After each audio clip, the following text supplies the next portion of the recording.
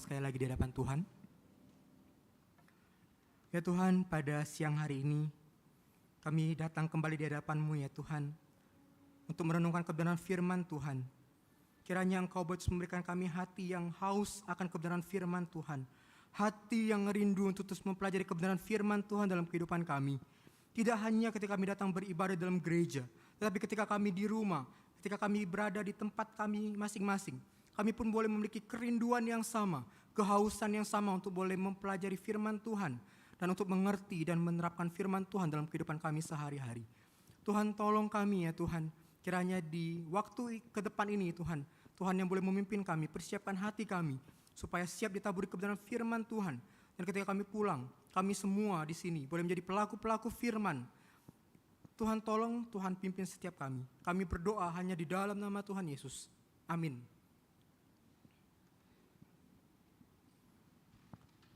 Selamat siang jemaat yang dikasihi Tuhan. Kita bersyukur Tuhan memberikan kita kembali kesempatan untuk boleh sama-sama datang untuk boleh merenungkan kebenaran firman Tuhan pada siang hari ini. Perenungan firman Tuhan hari ini akan diambil dari dua bagian dari kitab Keluaran. Keluaran pasal 21 ayat yang pertama sampai yang ke-11 dan Keluaran pasal yang ke-22 ayat 21 sampai yang ke-27.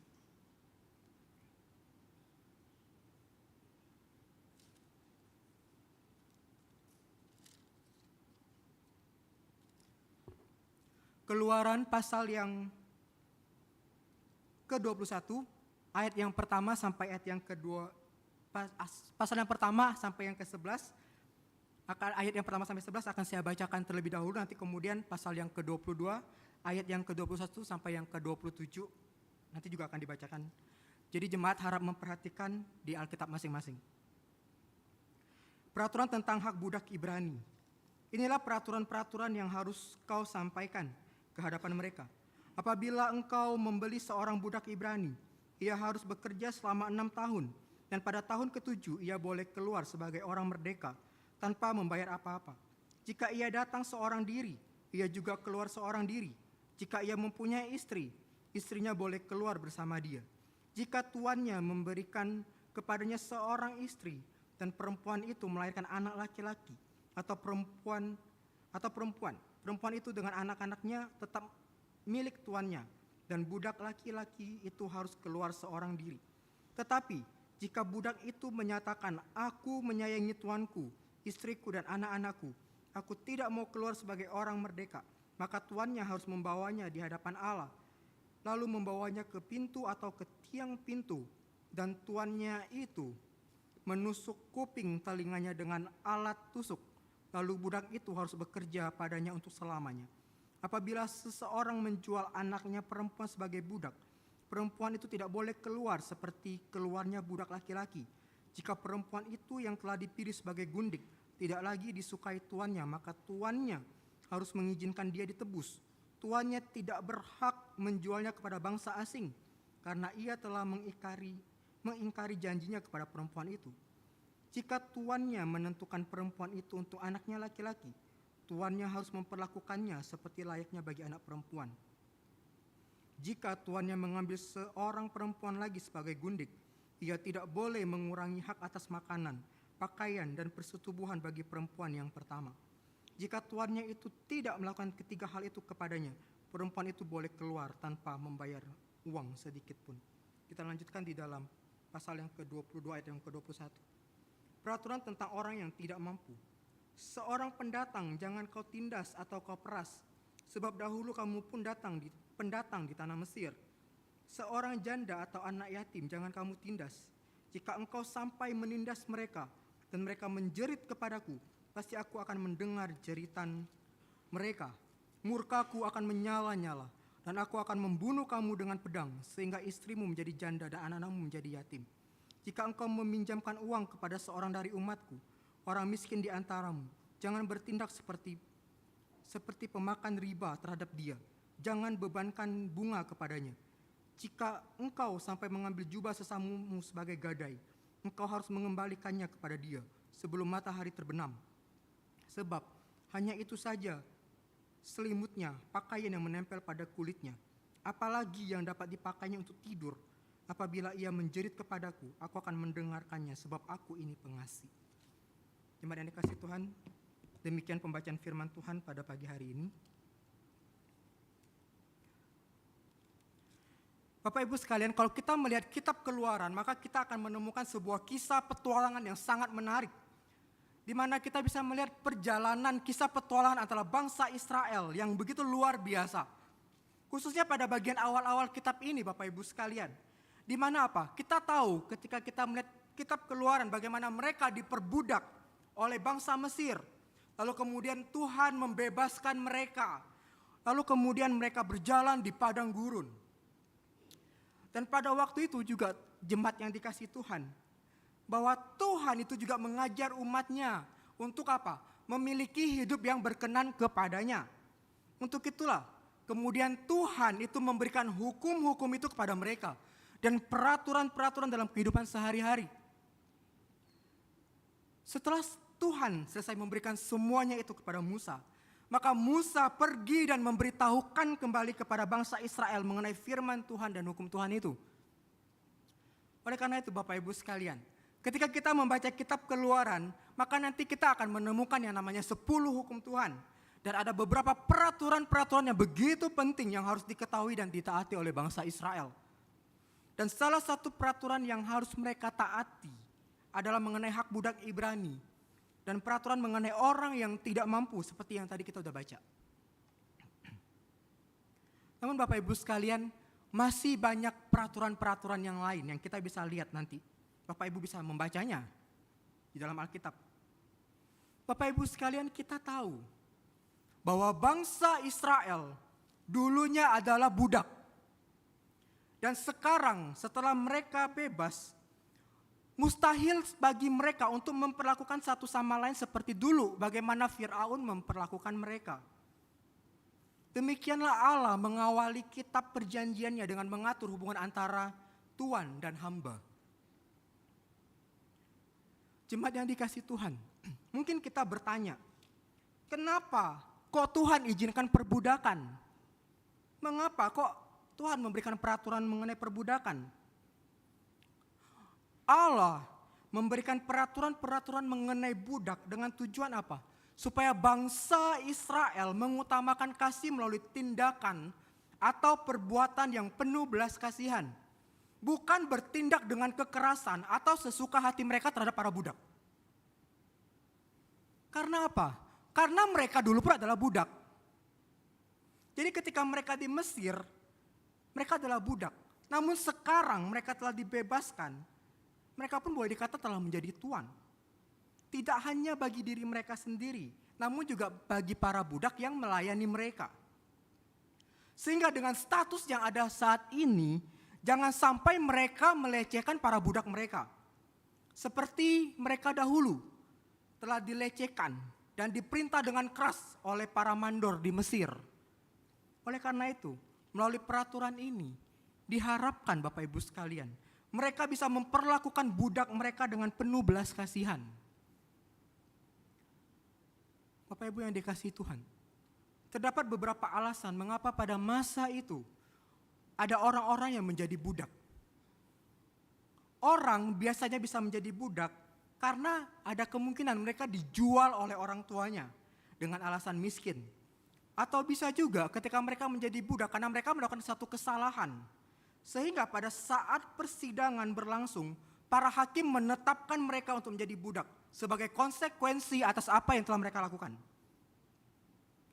Jika mereka orang Ibrani, maka mereka harus berada dalam perbudakan selama 7 tahun. Setelah masa 7 tahun itu selesai, maka budak tersebut dapat memutuskan apakah dia mau pergi atau tetap tinggal bersama dengan tuannya menjadi budak. Lalu jika dia memiliki seorang istri yang diberikan tuannya dan anak-anak, maka ia dapat meninggalkan mereka dan pergi sendirian dengan bebas.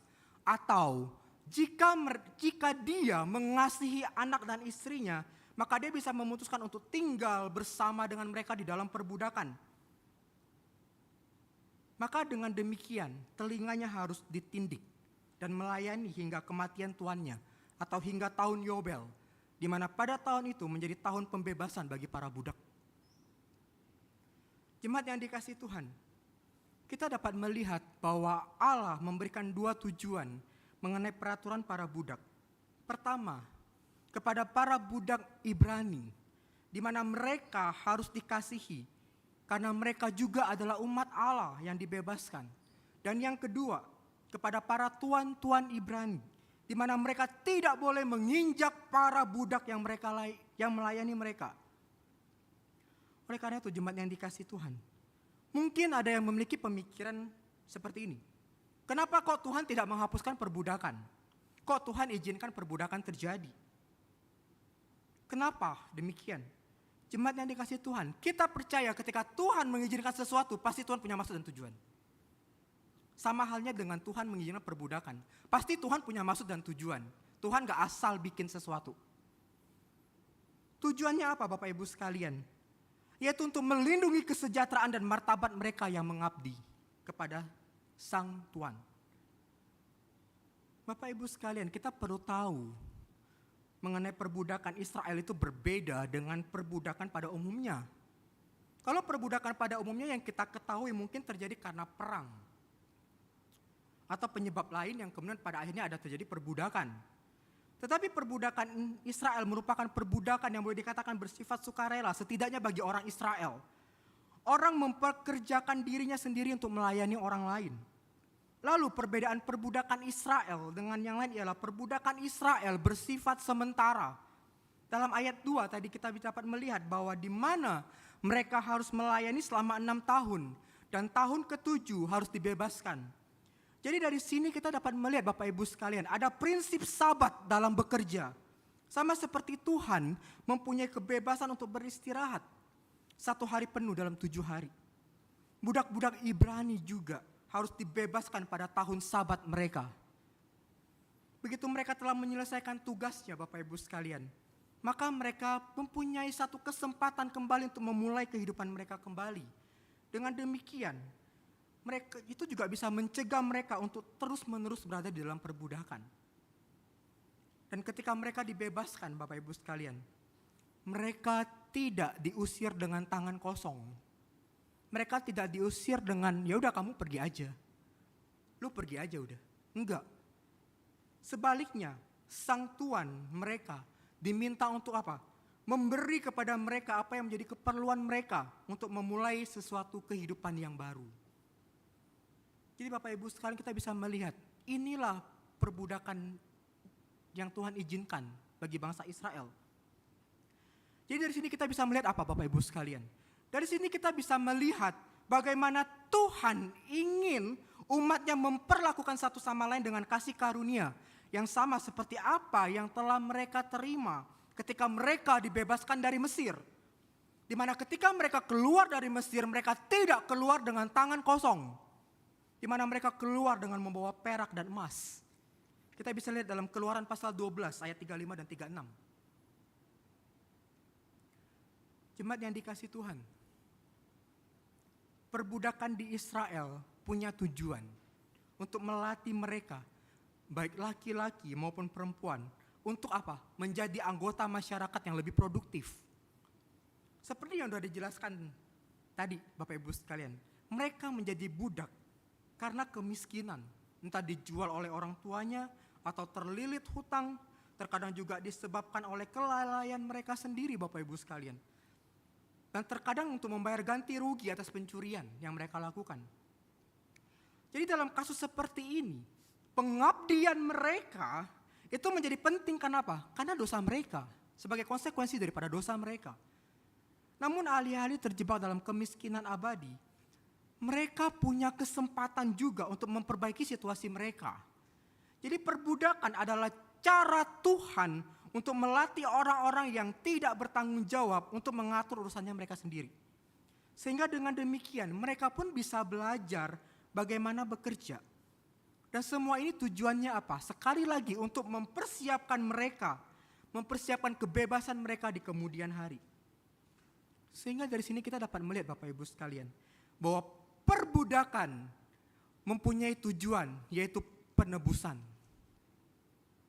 Perbudakan Israel dilakukan demi kebaikan umat manusia dan demi kemuliaan Tuhan. Oleh karena itu Bapak Ibu yang dikasihi Tuhan, kita dapat melihat bahwa setiap hukum Tuhan mengungkapkan karakter Tuhan. Dan apa yang mau kita lihat dari bagian berikutnya adalah bahwa Tuhan penuh belas kasihan. Karena semua hukum-hukum ini dimaksudkan untuk melindungi mereka yang kurang beruntung dan tidak berdaya. Karena kita tahu, bukan Bapak Ibu sekalian, ini realita yang terjadi. Dan kita tidak bisa menutup mata kita untuk tidak melihat hal ini. Bahwa di dalam kita tahu bahwa kalau ada anggota masyarakat yang rendah, yang paling lemah, biasanya ada kemungkinan mereka akan diperlakukan dengan tidak adil, bahkan mereka akan diperlakukan dengan buruk. Ini realitas kehidupan yang terjadi. Mereka yang lemah biasanya akan diperlakukan paling buruk. Kemungkinan seperti itu terjadi, bukan? Sampai saat ini, kemungkinan itu tak terjadi. Oleh karena itu, Tuhan memberikan perintah kepada umatnya, jangan menindas janda atau anak yatim. Jikalau kamu menindas mereka dan mereka menjerit kepadaku, pasti aku akan mendengarkan jeritan mereka. Murkaku menyala-nyala dan lain sebagainya. Kita bisa baca dalam bagian yang kita baca tadi. Bapak Ibu sekalian, bagaimana kita melihat bagaimana Tuhan begitu peduli dengan umatnya. Termasuk para budak. Termasuk para budak. Jemaat yang dikasihi Tuhan, Tuhan juga ingin setiap umatnya memperlakukan orang asing dengan baik. Kenapa orang asing? Karena kita tahu Bapak Ibu sekalian ya, kalau orang asing itu kadang sering dirugikan. Karena apa? Keterbatasan yang mereka miliki. Mereka datang, pertama mereka pasti datang gak ngerti budaya, betul kan? Contoh Bapak Ibu aja ke luar negeri, ke Singapura kayak kemana. Anda datang sebagai orang asing bukan? Anda nggak ngerti culture, Anda nggak ngerti bahasa mungkin. Anda nggak ngerti aturan-aturan yang berlaku bukan? Mungkin ada aturan-aturan yang kita nggak paham. Bapak Ibu sekalian. Sehingga dengan demikian, umat Tuhan tidak boleh mengambil keuntungan dari keterbatasan mereka. Jadi dari sini mengingatkan mereka lagi bahwa mereka dulu pun adalah orang asing di Mesir. Harusnya mereka tahu apa yang sudah mereka alami ketika menjadi orang asing di negeri lain dan menderita penganiayaan karena perbudakan di Mesir. Kata penindasan yang digunakan dalam Keluaran 22 ayat 21 merupakan kata Ibrani yang sama yang digunakan sebelumnya untuk menggambarkan apa yang pernah dilakukan oleh Firaun kepada mereka. Bapak Ibu yang dikasihi Tuhan, di sini kita dapat melihat ada dua perintah yang diberikan kepada umatnya. Pertama, sikap etis terhadap orang lain yang didasarkan pada ingatan mereka bahwa mereka dulu pun pernah menjadi umat yang tertindas. Tuhan menghendaki agar umatnya berempati kepada orang-orang yang tersingkir dalam masyarakat, yaitu orang asing, janda, dan anak yatim. Yang kedua, sikap etis yang nyata melalui tutur kata, serta sikap terhadap harta dan persembahan yang ditunjukkan melalui gaya hidup yang berbeda. Tuhan menuntut umatnya untuk menjadi teladan melalui kehidupan mereka. Umat Allah memiliki tanggung jawab untuk menyambut orang asing dan mengasihi mereka. Karena mereka melayani Tuhan yang penuh kasih.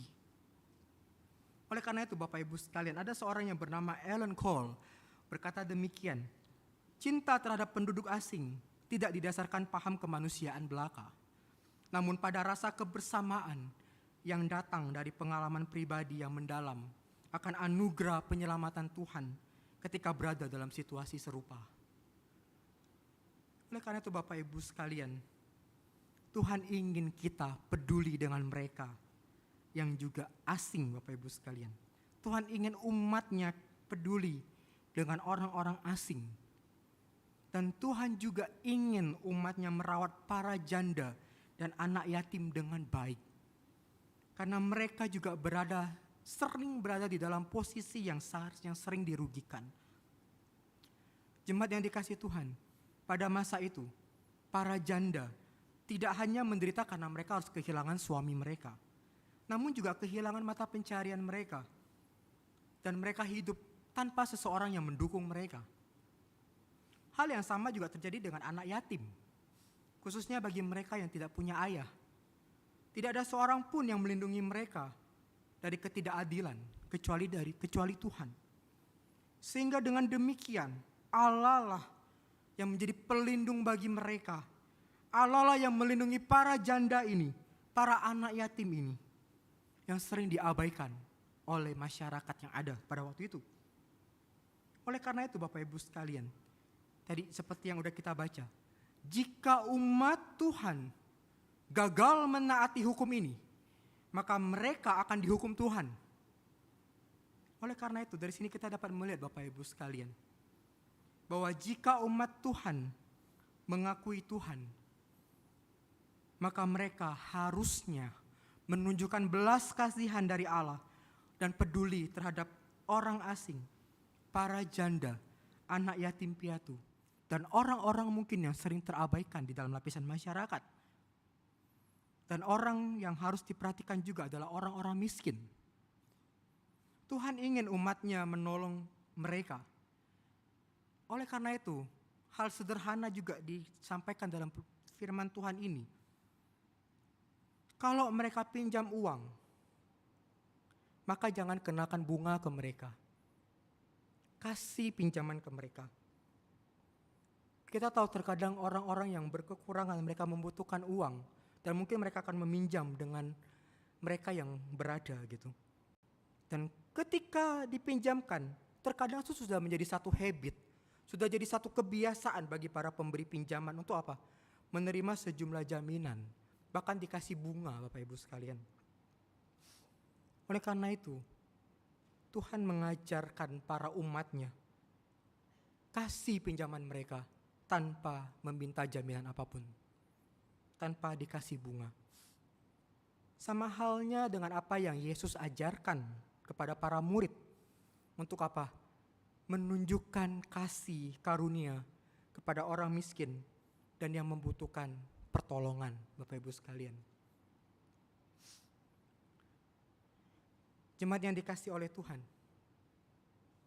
setiap orang Kristen, setiap kita yang percaya dan mengaku Tuhan Yesus sebagai Tuhan dan Juru Selamat, dipanggil untuk menyatakan kualitas hidup yang berbeda dengan orang-orang yang tidak mengenal Tuhan. Salah satu perbedaan adalah bagaimana cara kita memperlakukan orang lain, atau bagaimana cara kita memperlakukan sesama kita. Kita tidak mungkin dan kita saat ini mungkin tidak tinggal di daerah yang penuh dengan perbudakan. Namun perlu kita sadari bahwa justru terkadang banyak orang Kristen dalam tanda petik bahwa memperbudak orang lain dalam berbagai bentuk. Sikap tidak manusiawi ini tidak boleh ada dalam diri orang percaya. Namun terkadang sekali lagi sangat disayangkan, masih ada orang yang mengaku Kristen, percaya Tuhan melakukannya. Karena punya kuasa, karena punya power, merasa diri paling hebat, maka dia pun bisa menindas orang di bawahnya, menjatuhkan orang lain. Dengan apa Bapak Ibu sekalian? Perkataannya. Dengan memfitnah orang mungkin yang di bawahnya. Sehingga orang-orang seperti ini, kita perlu pertanyakan imannya. Betul gak sih dia orang Kristen? Betul gak dia orang Kristen? Bapak Ibu sekalian, sikap-sikap seperti ini harusnya gak ada dalam diri kita orang percaya. Setiap orang percaya dipanggil untuk menyatakan kasih kepada semua orang. Memang gak gampang sih Bapak Ibu sekalian. Tapi ini yang Tuhan tuntut. Ini yang Tuhan mau. Yesus mengajarkan kepada setiap kita untuk menunjukkan belas kasihan kepada orang di sekitar kita. Terlebih lagi pula itu yang telah Tuhan tunjukkan kepada kita, bukan? Bapak Ibu sekalian, melalui perenungan ini mengingatkan kita akan Injil, di mana Allah memberikan peraturan dan hukum itu juga adalah Allah yang sama, yang telah mengutus anaknya untuk menjadi juru selamat kita. Kita yang adalah orang asing di dunia ini. terasing dari Allah karena pemberontakan kita. Kita adalah para janda, anak yatim dan orang miskin ketika kita berada di luar Allah. Kita adalah orang-orang yang berhutang kepada Allah. Menjadi miskin karena kesombongan dan dosa dalam diri kita. Namun Allah begitu mengasihi kita. Di dalam Yesus yang menjadi manusia untuk datang menghapus dosa kita. Dan memulihkan relasi kita dengan Allah Bapa. Dan dengan demikian melalui Kristus kita mengakhiri keterasingan kita. Karena setiap orang yang percaya kepada Yesus disambut di dalam keluarga Allah. Kita bukan lagi janda. Namun dalam Wahyu kita digambarkan sebagai mempelai perempuan bagi Kristus. Wahyu 21 ayat yang kedua. Kita bukan lagi yatim piatu. Karena melalui iman kita kepada Kristus, kita diangkat menjadi anak-anaknya. Dan Tuhan telah membayar segala lunas hutang kita melalui karya Kristus di atas kayu salib. Oleh karena itu Bapak Ibu sekalian, atas dasar inilah sekarang kita yang mengaku sebagai pengikut Yesus tahu bagaimana kita memperlakukan orang lain, sebagaimana Tuhan telah memperlakukan kita terlebih dahulu. Jika kita kuat, maka kita harus memperhatikan mereka yang lemah, bukan menindas mereka. Bukan karena kita kuat, justru kita akhirnya menginjak-injak mereka. Tapi engkau dan saya dipanggil untuk mengasihi mereka, bukan? Orang asing, orang miskin, anak yatim. Mereka adalah orang-orang yang berada di sekitar kita.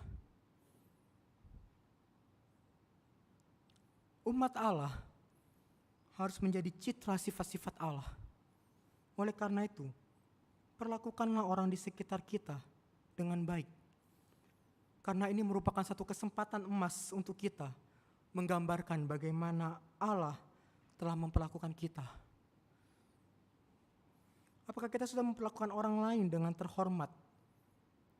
Atau justru kita menginjak-injak mereka dengan sikap kita? Jemaat yang dikasihi Tuhan, ingat, lewat perenungan ini kita diingatkan lagi. Kita ini dulu juga adalah seorang budak. Kita adalah orang asing. Tapi kita telah dibebaskan karena Kristus. Oleh karena itu Bapak Ibu yang dikasihi Tuhan, jangan pernah memperlakukan orang lain karena status sosial mereka. Jangan pernah memperlakukan orang lain hanya karena pemikiran kita yang terkadang overthinking terhadap orang lain. Jangan memperlakukan mereka hanya karena status sosial mereka lebih rendah daripada kita. Kehidupan kita merupakan reflektor dari kasih Allah kepada orang lain. Karena apa? Karena engkau dan saya terlebih dahulu mengalami kasih Tuhan. Kalau engkau dan saya mengalami kasih Tuhan, maka sebagai hasil yang keluar pun pasti adalah kasih kepada sesama.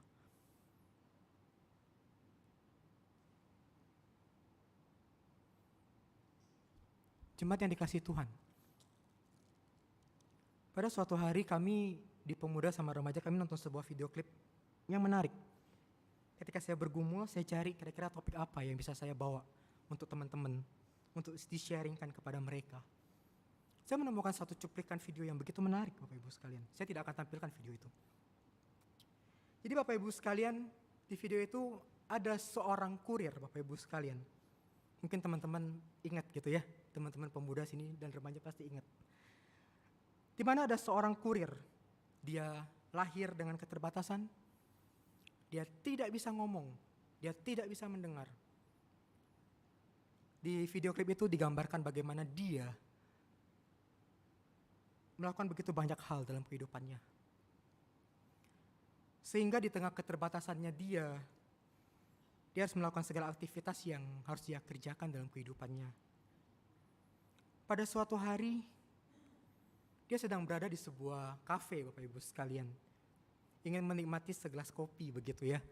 Jadi sebelumnya dia mengantar sebuah paket ke satu rumah, kemudian dia ada melihat sebuah iklan begitu, dan dia mampir ke tempat itu dan menikmati segelas kopi, Bapak Ibu sekalian. Kita tahu seorang kurir pasti di dalam kendaraannya, khususnya dalam motor, pasti banyak barang-barang, bukan? Nggak cuma barang kita gitu ya, tapi ada barang-barang lain juga banyak di dalamnya.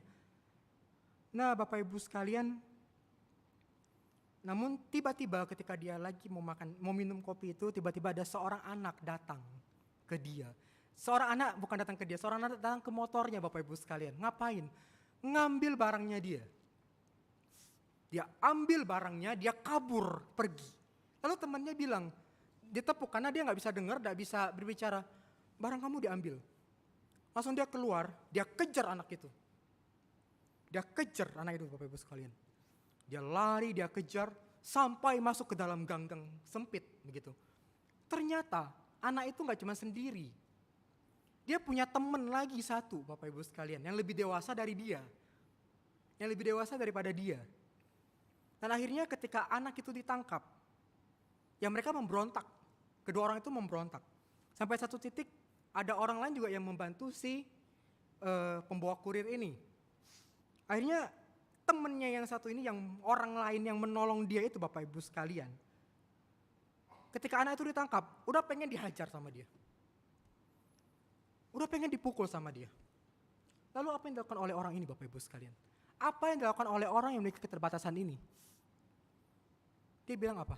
Dengan bahasa isyarat. Jangan. Dia larai semua, jangan, Bapak Ibu sekalian. Lalu kemudian adegan itu selesai. Hingga satu titik, karena dia tidak bisa ngomong. Dan orang lain juga nggak semua orang ngerti bahasa isyarat. Akhirnya dia mengambil handphonenya. Dia mengetik. Kurang lebih dia ngomong begini, kalian berdua belum makan ya? Dia ngomong kepada kedua pencuri ini, kalian berdua belum makan ya? Terus anak itu menjawab, iya, kami belum makan. Kami belum makan.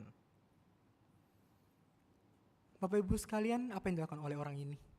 Dia tidak menghakimi dia, justru dia tawarkan, kalian mau makan enggak? Akhirnya mereka makan di warung. Kayaknya makannya bakso kalau nggak salah ya. Atau apalah begitu, kayaknya makannya bakso begitu ya. Simple Bapak Ibu sekalian. Nggak makan ke restoran mewah, just a simple dish. Bakso di pinggir jalan. Dia tawarkan mereka makan bakso. Ayo mau gak kalian makan? Akhirnya dia makan bersama dengan mereka. Bapak Ibu sekalian. Lalu kisah ini berlanjut. Setelah itu dia kembali pulang ke kafe tersebut. Udah larut malam begitu ya. Dimana tempat itu udah mau tutup. Begitu ya, udah mau tutup. Lalu kemudian ada seorang pegawai. Dia bertemu dengan seorang pegawai. Lalu kemudian bertanya kepadanya gitu ya. Dia seorang kasir, begitu ya. Dia ngomong begini ke si tukang itu. Pak, tadi siang malingnya ketangkep gak? Lalu si bapak ini ngomong, iya, ketangkep. Lalu si bartender ini, si kasir ini ngomong, digebukin gak? Terus anak muda ini dia ngomong, enggak. Dia enggak digebukin dengan bahasa isyarat. Lalu si pegawai ini ngomong begini, kalau saya pasti sudah saya gebukin. Lalu menarik Bapak Ibu sekalian, apa respon dari orang ini? Yang tadi traktir mereka makan, dia ngomong begini, saya melihat mereka kasihan Kak. Saya pikir sama ya, seperti Yesus ngelihat saya yang berdosa ini, yang penuh dengan kekurangan ini. Tapi Tuhan Yesus masih mau mengasihi saya. Makanya saya mengasihi mereka.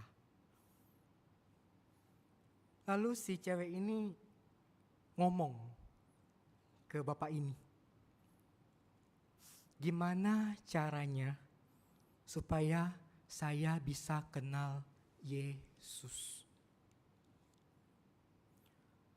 Gimana caranya supaya saya bisa kenal Yesus?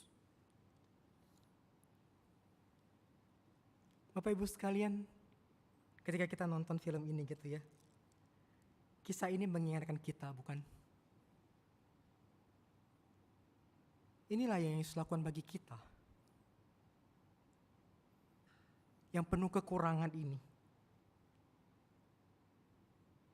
Siapa sih kita? Kita bukan orang hebat.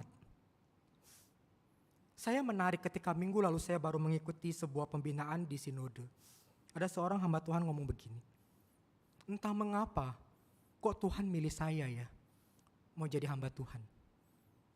Entah mengapa, saya yang penuh kekurangan ini kok Tuhan mau pakai. Bapak Ibu sekalian, inilah kita. Kita dipanggil untuk menunjukkan kasih kepada orang-orang di sekitar kita. Kita dipanggil untuk memperkenalkan Kristus kepada mereka melalui kasih dan sikap kita kepada mereka. Hidup kita merupakan Injil yang nyata bagi orang-orang di sekitar kita. Kalau hidup kita tidak ada kasih, suka menghakimi orang lain, suka menghakimi orang dengan pemikiran kita yang belum tentu benar tentang orang lain, merasa diri paling hebat dan bertindak sesuka hati kita kepada orang lain. Bagaimana mungkin suatu saat ada orang bertanya kepada engkau dan saya, bagaimana caranya saya bisa kenal Yesus? Jemaat sekalian, ingatlah bahwa masih ada pekerjaan Tuhan yang harus kita nyatakan melalui kehidupan kita. Salah satunya adalah menyatakan kasih Allah kepada sesama kita, karena kita adalah pembawa pesan Allah.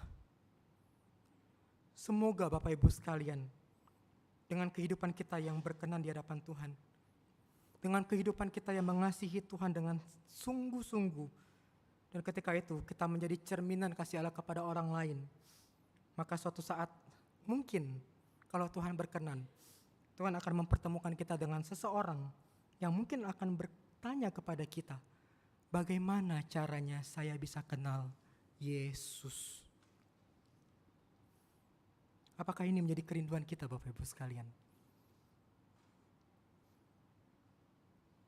Ketika mereka bertanya, bagaimana cara saya bisa kenal Yesus? Itu artinya apa? Karena mereka telah melihat kasih Yesus dalam diri engkau dan saya. Kiranya Tuhan boleh memberkati setiap kita Bapak Ibu sekalian, dan memberkati firman-Nya, dan menolong setiap kita untuk menjadi pembawa pesan firman Tuhan dalam kehidupan kita sehari-hari dan bagi orang-orang di sekitar kita. Mari kita berdoa.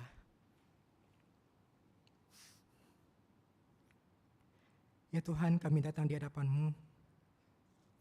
Kami sadar kami manusia yang terbatas. Terkadang sulit bagi kami untuk mengasihi orang-orang di sekitar kami. Mungkin terkadang ketika kami mengasihi dengan tujuan atau dengan maksud motif tertentu. Bukan mengasihi dengan tulus, bukan mengasihi dari hati yang lahir karena Tuhan terlebih dahulu mengasihi kami. Tuhan, melalui perenungan ini kami kembali diingatkan bagaimana sebagai anak-anak Tuhan, kami pun dipanggil untuk menjadi cerminan kasih Tuhan dalam kehidupan kami sehari-hari bagi orang-orang di luar sana. Siapapun itu, gak cuma di dalam gereja, tapi di luar gereja. Supaya nama Tuhan dipermuliakan. Dan ketika kami menyatakan itu ke dalam kehidupan kami kepada orang lain, dan mereka melihat kasih Kristus itu dalam diri kami, mungkin suatu saat mereka akan bertanya kepada kami, bagaimana caranya saya mau kenal Yesus? Tuhan, tolong setiap kami ya Tuhan. Tuhan pimpin setiap kami. Pakai kami yang terbatas ini ya Tuhan. Kiranya Roh Kudus yang boleh terus menuntun kehidupan kami, terus memunculkan belas kasihan dalam kehidupan kami bagi orang-orang di sekitar kami. Tuhan, ini doa kami, ini doa permohonan kami. Kami berdoa hanya dalam nama Tuhan Yesus. Amin. Tuhan Yesus memberkati setiap kita.